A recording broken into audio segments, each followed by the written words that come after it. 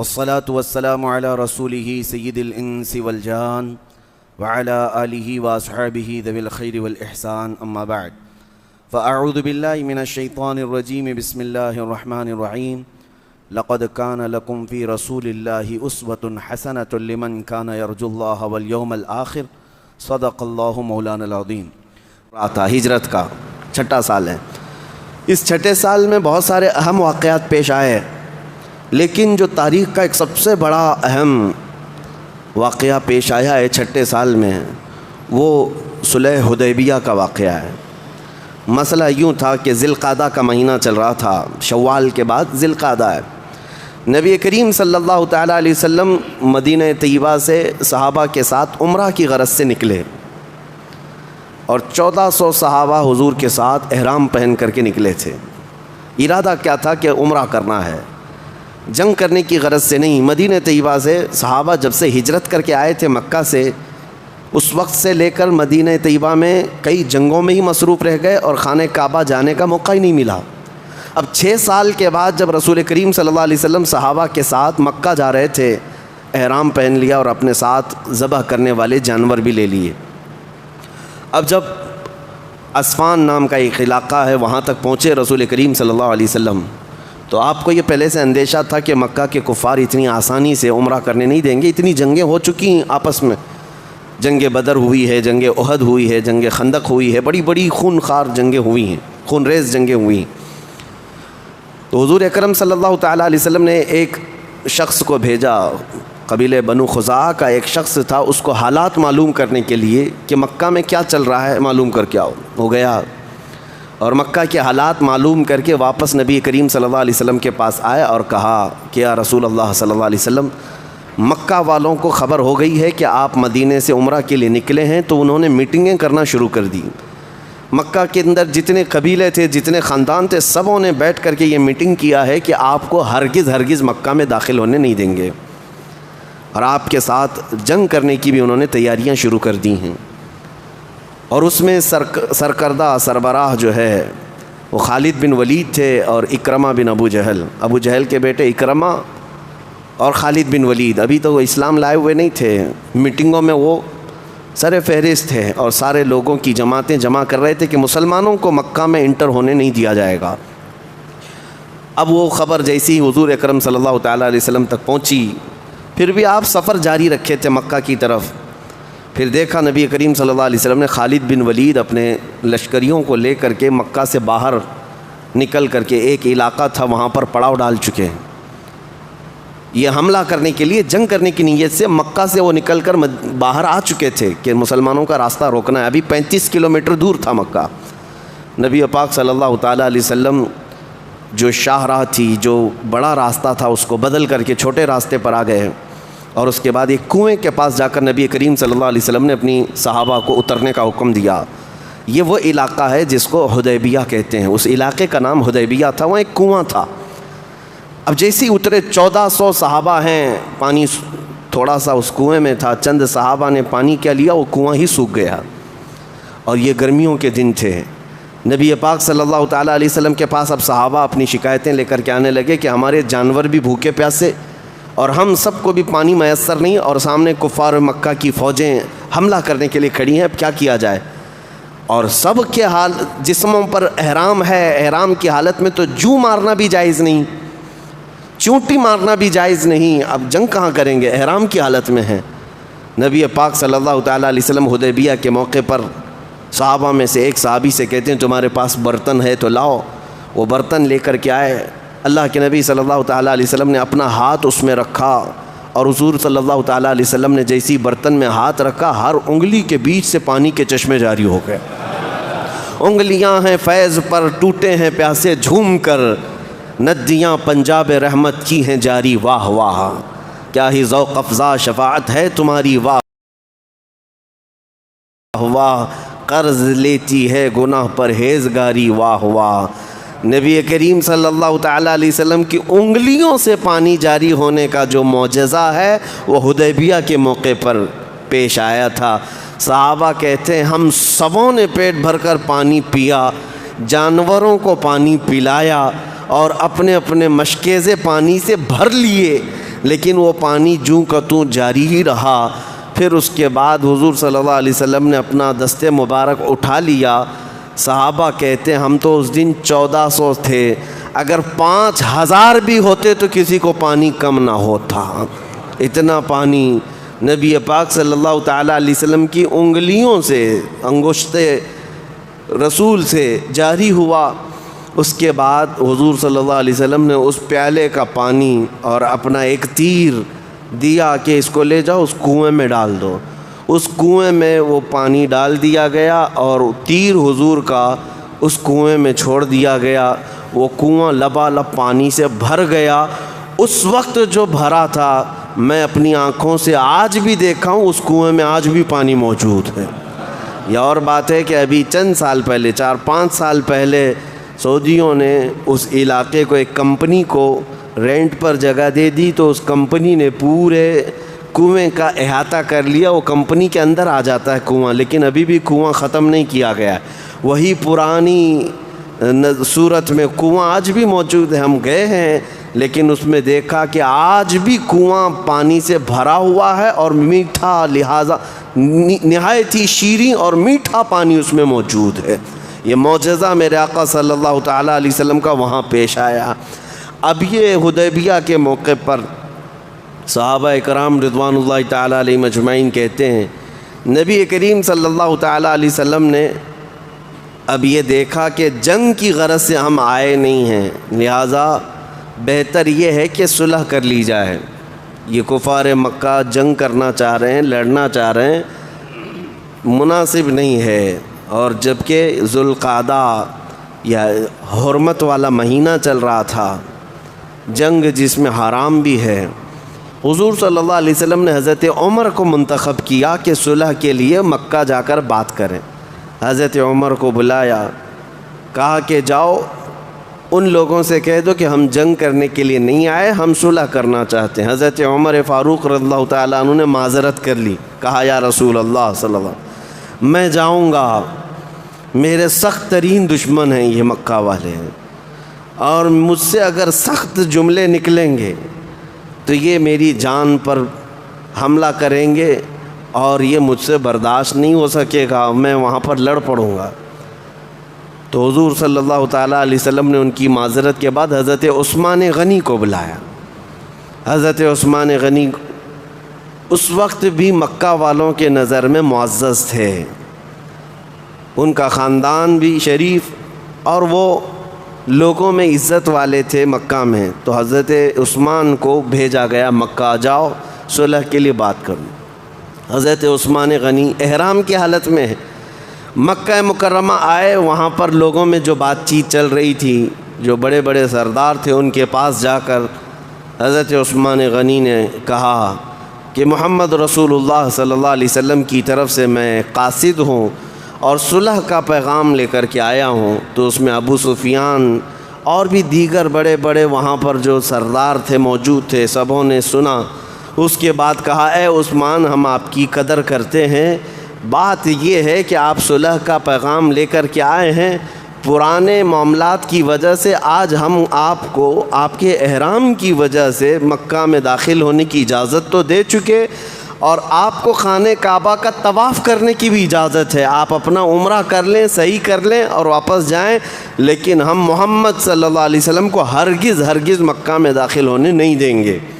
حضرت عثمان غنی کہتے ہیں اگر میرے جسم پر یہ احرام قیامت تک بھی رہے میں بغیر رسول اللہ کے عمرہ ہرگز نہیں کروں گا، رسول اللہ کے بغیر میں عمرہ نہیں کروں۔ وہ حرم شریف تک پہنچ کر کے حضرت عثمان غنی خانہ کعبہ کا طواف نہیں کیا، کہا کہ مجھے منظور ہے میں یہ احرام کی حالت میں رہوں گا۔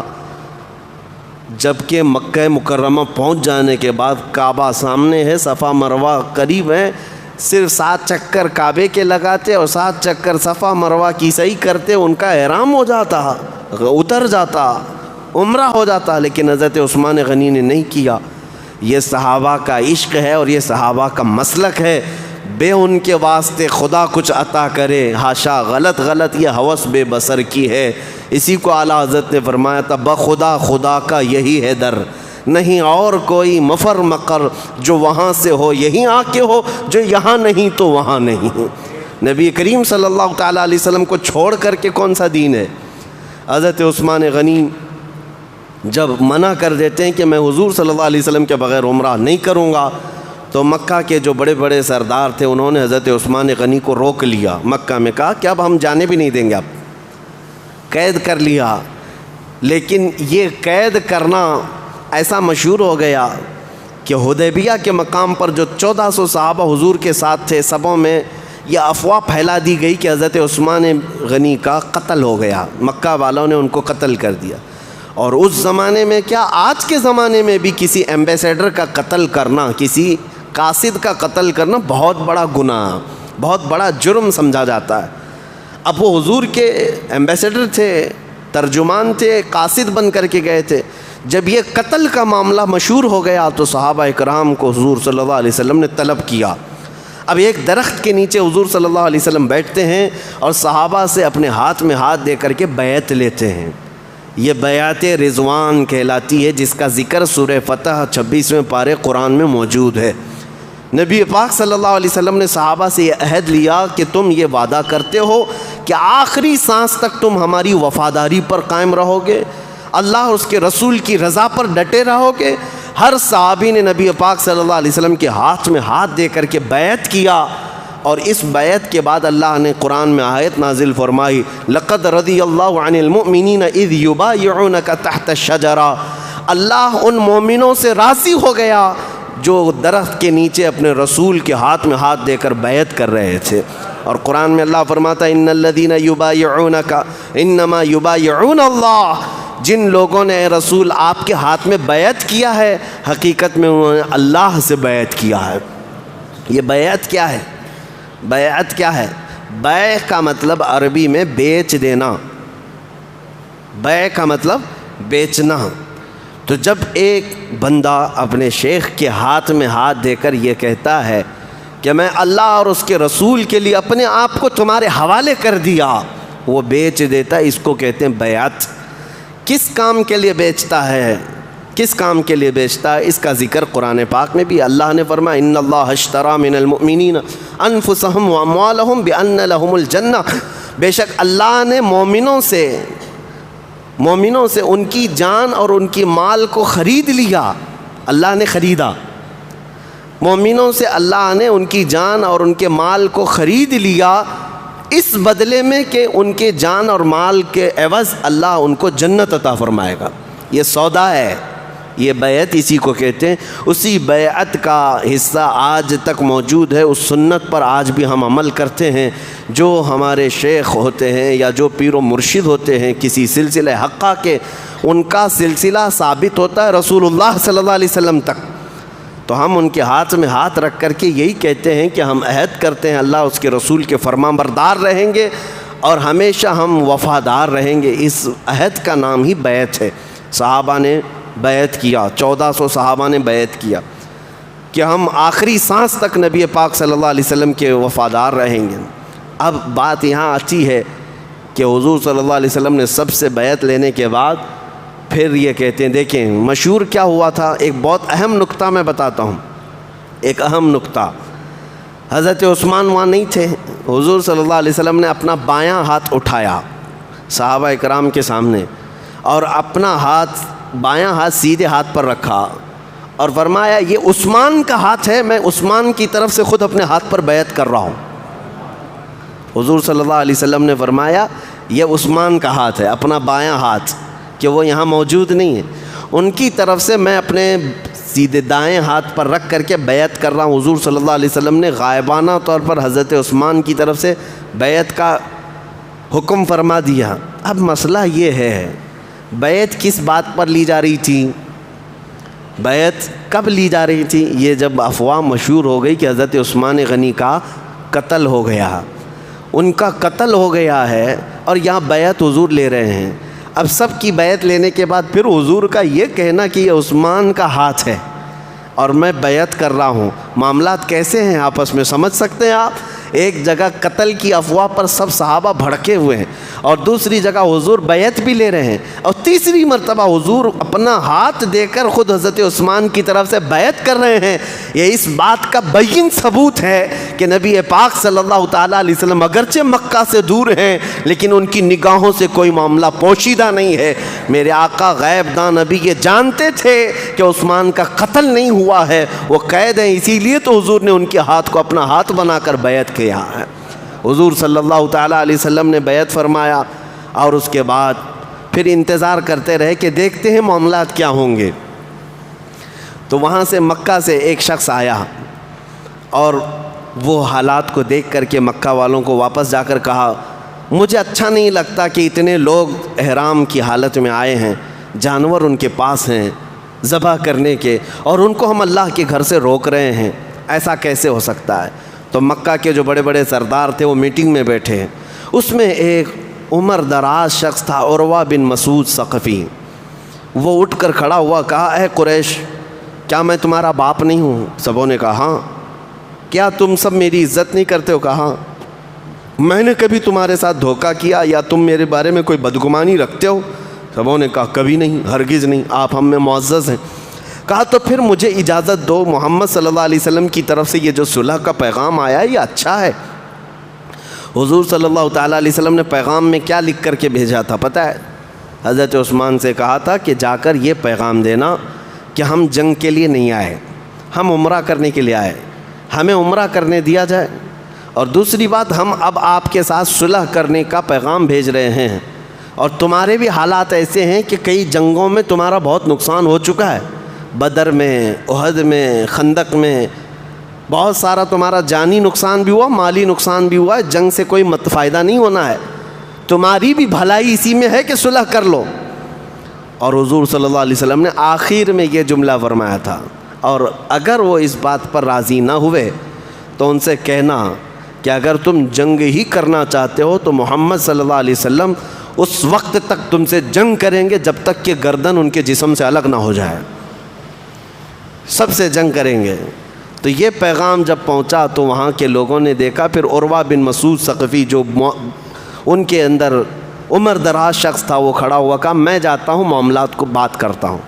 وہ آیا حدیبیہ کے موقع پر، جہاں حدیبیہ حضور صلی اللہ تعالیٰ علیہ وسلم کا صحابہ کا پورا لشکر پڑاؤ ڈالا ہوا ہے، وہ سیدھے آ کر نبی کریم صلی اللہ تعالیٰ علیہ وسلم کے ساتھ بات کرنے لگا، اے محمد صلی اللہ علیہ وسلم، میں آپ کو بڑا عزت والا جانتا ہوں، آپ کی قدر بھی کرتا ہوں، آپ نے صلح کا پیغام بھیجا بہت اچھا ہے، لیکن کیا آپ دیکھ رہے ہیں آپ نے کہا ہے کہ قریش کے ساتھ آپ جنگ کریں گے اور ان کو ختم کر دیں گے، کیا آج تک تاریخ میں ایسا ہوا ہے کہ کوئی شخص اپنے ہی خاندان کو تباہ کرتا ہو؟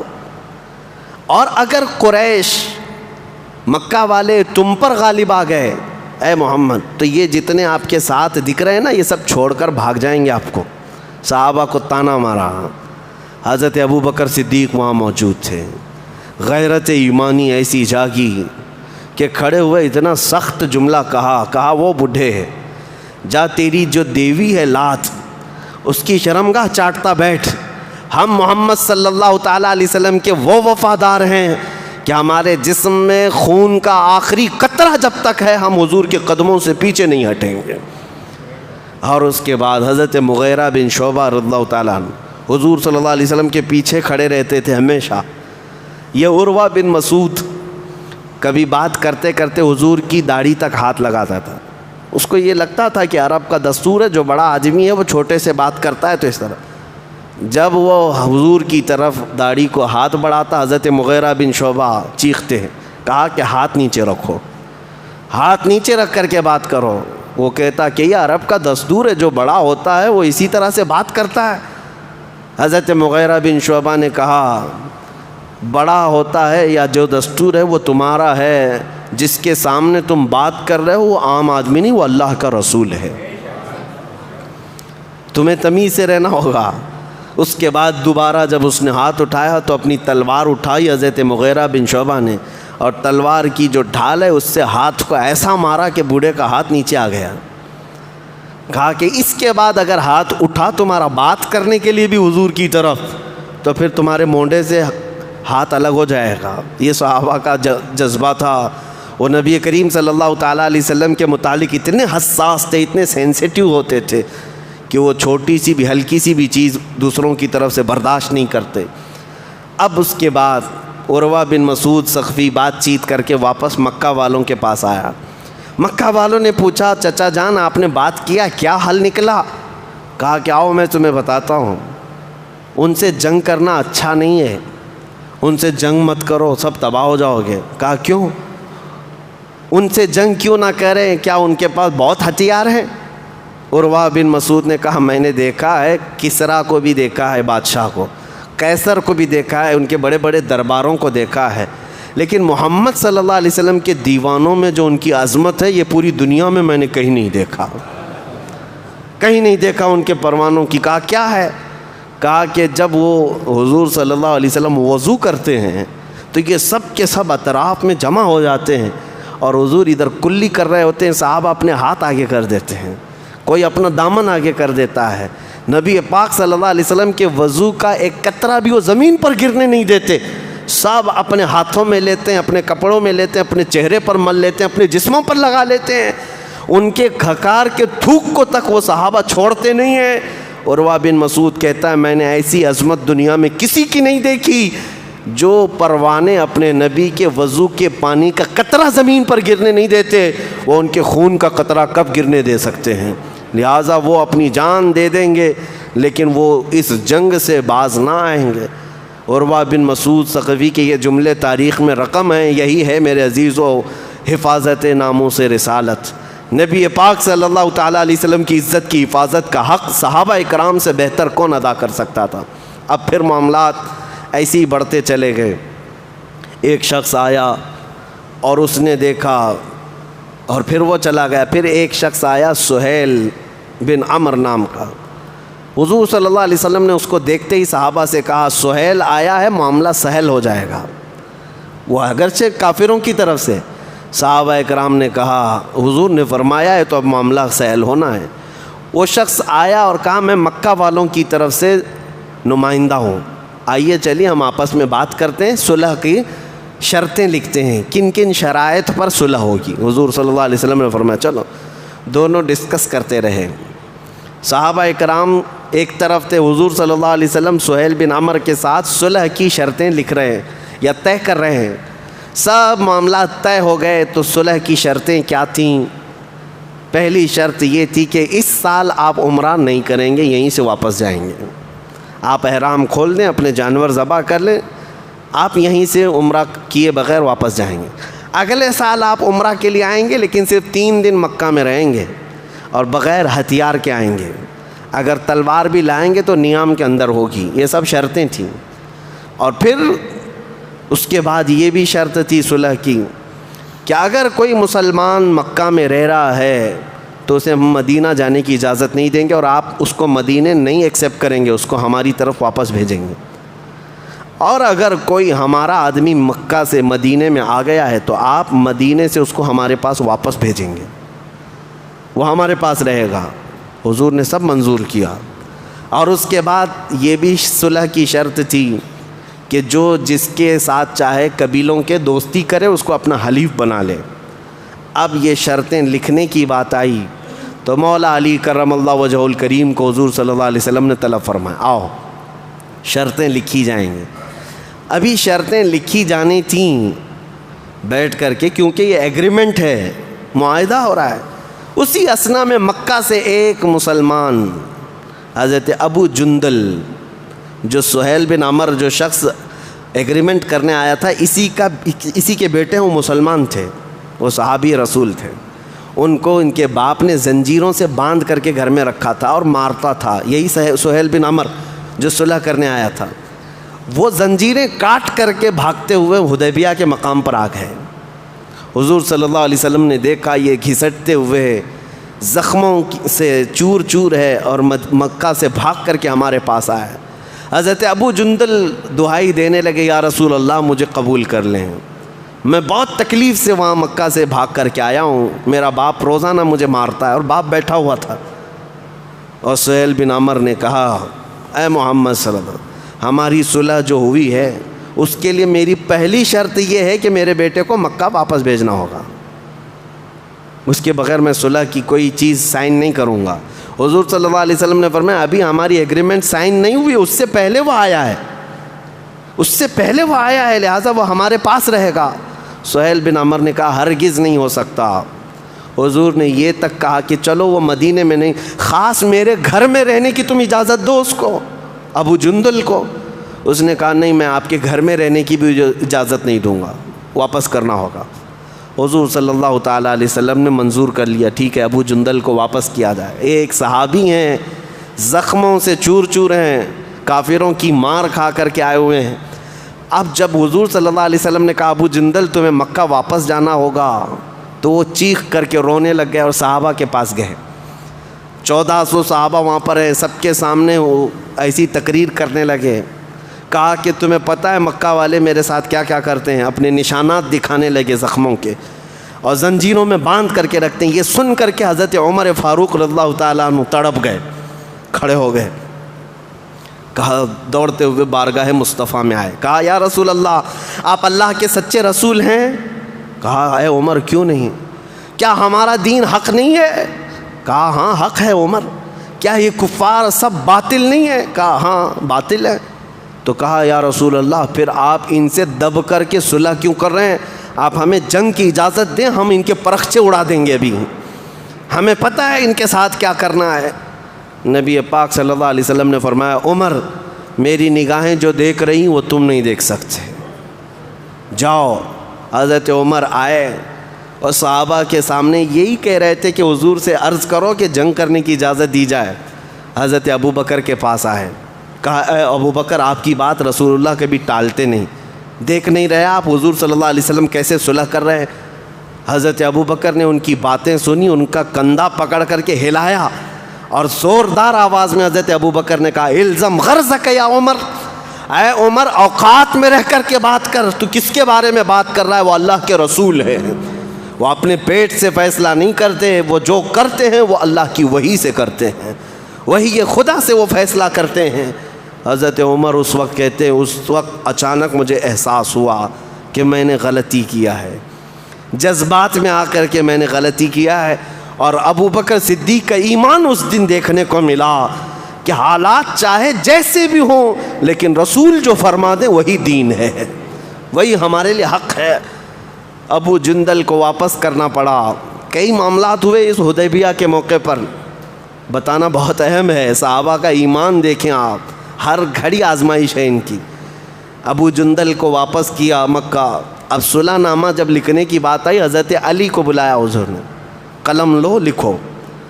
اب لکھنے کا جو تھا بسم اللہ الرحمن الرحیم، تو سہیل بن عمر جو صلح کرنے کے لیے آیا تھا کافروں کی طرف سے، وہ اٹھ کر کے بیٹھا اور کہا ہم رحمان کو جانتے ہی نہیں، ہم رحمان کو نہیں جانتے، خدا کا نام اس میں مت لکھو، پہلے سے ہمارا جیسے دستور ہے بسمک اللہم بس اتنا ہی لکھنا ہے، الرحمن الرحیم نہیں۔ حضرت علی اور جو صحابہ تھے کہا کہ نہیں، ہمارا دستور ہے کہ ہم بسم اللہ الرحمن الرحیم ہی لکھیں گے۔ حضور نے اس بحث و تکرار کو منع کر دیا اور کہا ٹھیک ہے مٹا دو، مٹا دو، اتنا ہی لکھو جتنا ہی بول رہے ہیں۔ صحابہ کے لیے بہت بڑی آزمائش کا وقت تھا۔ پھر اس کے بعد صلح نامہ لکھا گیا تو نیچے حضرت علی نے یہ لکھا ھذا ما قاضى علیہ محمد رسول اللہ صلی اللہ علیہ وسلم، یہ وہ شرطیں ہیں جس پر صلح کے لیے محمد رسول اللہ نے منظوری فرمائی ہے، فیصلہ کر لیا ہے۔ تو اس پر بھی ان کافروں نے اعتراض کیا، آپ محمد بن عبداللہ ہیں، محمد رسول اللہ نہیں ہیں، اگر ہم آپ کو رسول مانتے تو اتنا جھگڑا ہی کیوں ہوتا، آپ رسول اللہ کا لفظ کیوں لکھوائے اس پہ؟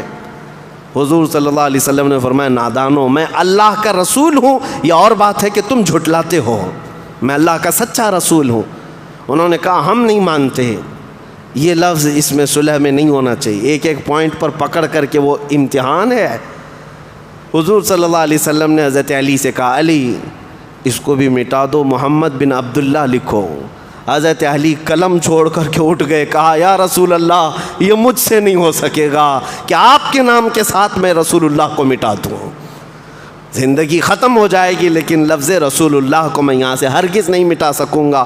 حالانکہ حضرت علی سے زیادہ فرمانبردار کون ہو سکتا ہے؟ حضور صلی اللہ علیہ وسلم کے لیے جنہوں نے اپنا سب کچھ فنا کیا ہے، لیکن بات جب جذبہ عشق کی آتی ہے تو ایک محب اور ایک محبوب کے درمیان کے معاملات، یہ نافرمانی نہیں کی حضرت علی نے، وہ جذبہ فرط محبت میں کہا کہ یا رسول اللہ مٹانا مجھ سے نہیں ہو سکتا، آپ کے نام کے ساتھ رسول اللہ کا لفظ رہے گا۔ حضور صلی اللہ علیہ وسلم نے فرمایا علی کہاں ہے وہ لفظ؟ حضرت علی نے کہا یہ ہے۔ حضور صلی اللہ علیہ وسلم نے اپنے ہاتھ سے وہ لفظ مٹایا۔ حضرت علی برداشت نہ کر سکے۔ اندازہ کریں، ایک طرف ان کا امتحان ہے اور ایک طرف عشق رسول بھی ہے، ایک طرف رسول اللہ کی ذات ہے، ہر چیز کو وہ ایکسیپٹ کرتے جا رہے تھے۔ کیوں؟ رسول اللہ کا فیصلہ تھا۔ بظاہر حالات ایسے دکھ رہے تھے کہ مسلمانوں کو ایسا نہیں کرنا چاہیے، نہیں کرنا چاہیے، لیکن رسول اللہ نے جو فیصلہ کیا اس پر منظور رہنا بھی ضروری تھا۔ صلح نامہ طے ہو گیا، اب وہ لے کر کے مکہ چلے گئے۔ اب یہاں بات صحابہ کی ہے کہ ان کو واپس جانے کے لیے تو کہنا ہے احرام کھولو، جانور ذبح کرو، اپنے بال یہیں منڈا لو۔ یہاں پر بھی دیکھیں امتحان ہے۔ جو مدینے سے چل کر کے آئے ہوں 450 کلومیٹر اور مکہ 35 کلومیٹر باقی ہے، اور ان کو کہہ دیا جائے کہ اب عمرہ نہیں ہے تمہارا، جاؤ یہاں سے، کیا گزرچی ہوگی۔ حضور صلی اللہ تعالیٰ علیہ وسلم نے سارے صحابہ سے کہا ہم نے صلح کر لیا، اس سال عمرہ نہیں کریں گے، احرام اتار دو، اپنے بال منڈا لو، حلق کر لو اور واپس جانا ہے۔ حضور نے ایک بار فرمایا، کوئی صحابی اٹھے نہیں، یہ بھی نافرمانی نہیں ہے۔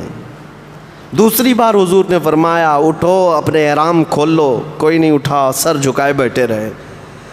یہاں پر میں آپ کو بتاؤں یہ نافرمانی نہیں، صحابہ کے دل میں یہ تھا کہ ابھی اللہ کوئی آیت اتارے گا، ابھی اللہ کوئی حکم اتارے گا اپنے نبی پر، اور نبی کریم فرمائیں گے اٹھو جنگ کرنا ہے، اور ہم جنگ کریں گے، ان کفار کو بتا دیں گے۔ اس انتظار میں تھے کہ وہی اترے گی، وہی اترے گی۔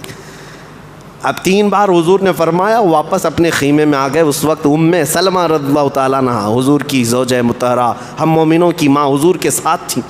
حضور بڑے غمگین تھے۔ سلمہ سے کہتے ہیں اے سلمہ، آج تک میرے صحابہ نے میری بات پر اتنی تاخیر نہیں کی، لیکن میں نے آج دیکھا کہ ان میں سے کوئی اٹھتا نہیں ہے، اپنے بال بھی نہیں منڈاتے، احرام بھی نہیں کھولتے ہیں۔ تو سلمہ رضی اللہ تعالیٰ عنہ جن کے متعلق آ گیا عورتوں میں اگر کوئی مشورہ کے لائق ہے تو صرف سلمہ ہے رضی اللہ تعالیٰ عنہ۔ عرض کرتی یا رسول اللہ صلی اللہ علیہ وسلم، آپ ان سے کیوں فرما رہے ہیں کہ اٹھو احرام کھولو اور اپنے حلق کر لو؟ اس لیے کہ وہ انتظار میں ہیں کہ وہی اترے گی اور آپ کا حکم بدل جائے گا۔ اگر آپ کا فائنل حکم ہے، فیصلہ آپ نے فرما لیا ہے کہ واپس جانا ہے، تو میرے آقا آپ خود خیمے سے باہر جائیں، سب کے سامنے آپ خود حلق فرما لیں، اپنا احرام آپ خود اتار دیں۔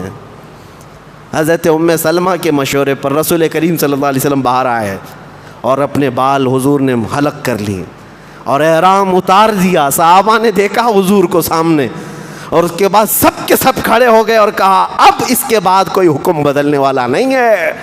رسول اللہ نے حلق کر لیا، احرام اتار دیا، تو چلو۔ سارے صحابہ نے اپنے احرام اتار دیے، حلق کر لیے، اور نہ چاہتے ہوئے دل پر پتھر رکھا ہوگا انہوں نے، حضور صلی اللہ علیہ وسلم کے ساتھ واپس مدینے آئے۔ صحابہ کرام پورے راستے میں بات چیت نہیں کرتے تھے، گم سم تھے کہ کیسے حالات ہیں۔ وہ صحابہ جو جنگ بدر میں ان کی گردنیں اڑا چکے تھے، خندق میں ان کے پسینے چھوٹ گئے تھے کافروں کے، وہ صحابہ آج صلح کر کے جا رہے تھے۔ زندگی میں یہ صلح بھی آنا ضروری ہے۔ ہر معاملہ جنگ سے ہی نہیں حل ہوتا، مذاکرات بھی کوئی چیز ہے، ان معاملات سے بھی حل کیے جاتے ہیں۔ جب مدینے واپس آئے، اب ہوا یہ کہ سب سے پہلے جو مسلمان مکہ سے بھاگ کر کے آئے وہ حضرت ابو بصیر تھے، ایک صحابی تھے۔ وہ آئے حضور صلی اللہ علیہ وسلم کے پاس، کہا مکہ والے بڑی تکلیف دیتے ہیں۔ تو جیسے ہی وہ آئے، مکہ کے 2 لوگ کافر بھاگتے ہوئے ان کے پیچھے آئے کہ ہمارا ایگریمنٹ ہو چکا ہے، جو مسلمان آئے گا اس کو واپس کرنا ہوگا۔ مکہ والوں کا پیغام لے کر کے وہ آئے، حضور سے کہا کہ آپ وعدہ خلافی نہیں کرتے، ایک شخص ہمارے ہاں سے بھاگ کر کے آئے، اس کو واپس کریں۔ حضور صلی اللہ علیہ وسلم نے ابو بصیر سے کہا جاؤ، ہم عہد شکنی والے لوگ نہیں ہیں، ہم وعدے کی وفا کرتے ہیں، تم واپس چلے جاؤ۔ حضرت ابو بصیر روتے گڑ گڑاتے واپس گئے مکہ میں۔ بیچ راستے میں ہوا یہ کہ وہ دو آئے تھے ایک مقام پر، حضرت ابو بصیر ان کے ساتھ بیٹھ کر کھانا کھا رہے تھے۔ حضرت ابو بصیر نے ان سے کہا کہ تمہاری تلواریں بڑی اچھی ہوتی ہیں، تعریف ہے۔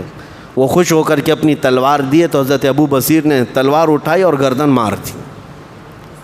جو پکڑ کر کے مکہ واپس لے جا رہے تھے ان کو قتل کر دیا، اور اس کے بعد پھر بھاگتے ہوئے مدینے آئے۔ کہا کہ یا رسول اللہ، آپ نے اپنا وعدہ پورا کیا، کافر آئے تھے ان کے ساتھ آپ نے مجھے واپس بھیج دیا، اب میں ان کا کام تمام کر چکا ہوں اور واپس میں مدینے آیا ہوں، مجھے مدینے رکھ لیں۔ حضور صلی اللہ تعالیٰ علیہ وسلم غضبناک ہوئے، کہا اس شخص نے تو جنگ کو بھڑکا دیا، کاش تمہارے ساتھ کوئی اور ہوتا جو اس معاملے کو ہونے سے روک دیتا۔ حضور صلی اللہ تعالیٰ علیہ وسلم نے کہا کہ معاملات کہیں بڑھ نہ جائیں، ان کے متعلق میں حکم کروں گا۔ تو وہ ڈر گئے کہ اب پھر واپس مجھے مکہ بھیجیں گے حضور۔ تو دوسرے دن صبح پہلے ہی مدینے سے بھاگ کر سمندر کے کنارے جا کر پناہ لے لی، ایک چھوٹی جگہ پر، نہ ادھر نہ ادھر۔ اب ہوا یہ کہ مکہ کے حضرت ابو جندل جو بیڑیوں میں جکڑے ہوئے تھے، حدیبیہ کے مقام پر آئے، وہ بھی مکہ سے بھاگ کر کے اسی سمندر کے کنارے آ گئے۔ اب جب دو لوگ جمع ہوئے تو جتنے مکہ میں مسلمان قیدی تھے ایک کے بعد دیگرے بھاگتے بھاگتے مکہ سے اسی جگہ جمع ہونے لگے، وہ تقریباً 70 کی تعداد میں ہو گئے ہیں۔ اب وہ سمندر کے کنارے جہاں جا کر کے جمع ہوئے، وہ راستہ ایسا تھا کہ مکہ والے جب بھی ملک شام یا یمن تجارت کرنے کے لیے جائیں گے تو وہیں سے جانا پڑتا۔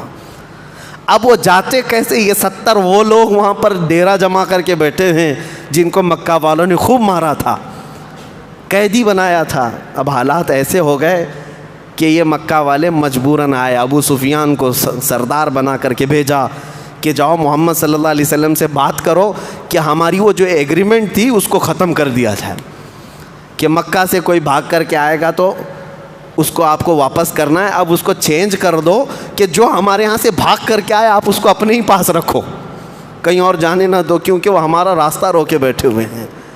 جب یہ ایگریمنٹ ختم کرنے کی بات آئی نبی پاک صلی اللہ علیہ وسلم کی، تو حضور صلی اللہ تعالیٰ علیہ وسلم کے پاس ابو سفیان یہ بات کرنے کے لیے آیا۔ مدینے میں کوئی ابو سفیان سے بات کرنے والا نہیں۔ یہاں بھی کمال عشق دیکھیں، ابو سفیان کی بیٹی ام حبیبہ رضی اللہ تعالیٰ عنہ حضور کی زوجہ ہیں، ام المومنین ہے، باپ کافر ہے، بیٹی حضور کی زوجہ ہے۔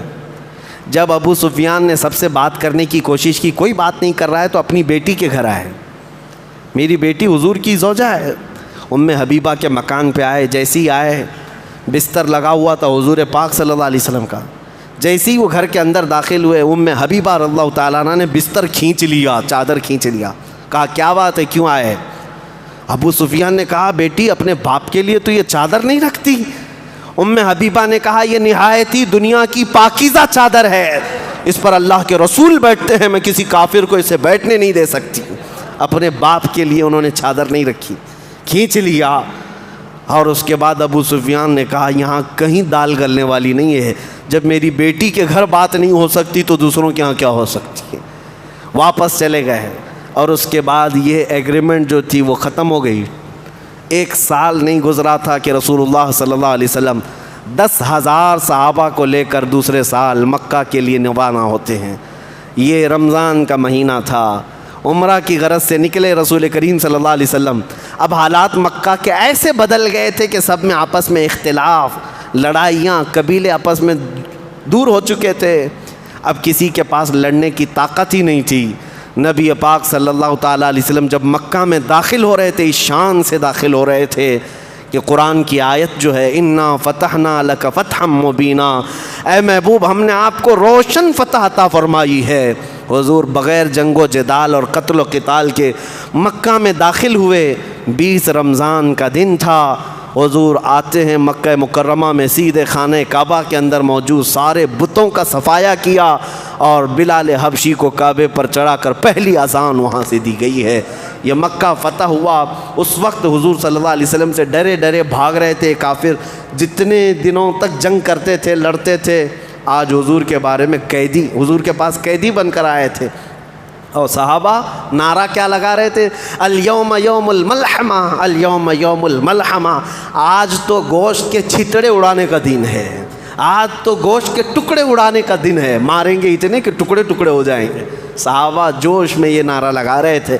رسول کریم صلی اللہ تعالیٰ علیہ وسلم نے سارے قیدیوں کو جمع کیا اور اس کے بعد صحابہ کا یہ نعرہ بدل دیا, الیوم یوم الملحمہ, آج گوشت کے ٹکڑے اڑانے کا دن ہے. حضور نے بدل کر کہا نہیں, الیوم یوم الرحمہ, آج کا دن رحم کرنے کا دن ہے. اذهبوا انتم الطلقاء, جتنے قیدی ہو کر کے آئے وہ جاؤ, سب کے سب تم آزاد ہو, سب کے سب تم آزاد ہو. سب کو آزاد کیا. فتح مکہ کا مکمل خلاصہ, یہاں کیا کیا معاملات ہوئے انشاءاللہ اگلی سیرت کے درس میں عرض کیا جائے گا. یہ 6 ہجری کا ایک واقعہ میں نے پیش کیا ہے, سال بھر اور بھی مختلف واقعات پیش آئے. انشاءاللہ اس سلسلہ سیرت میں زندگی باقی رہی تو پیش کیا جائے گا. دعا ہے مولا رب العزت تیرے حبیب کے جلووں میں زندگی عطا فرما اور تیرے رسول کے قدموں میں موت عطا فرما. وآخر دعوانا ان الحمد للہ رب العالمین.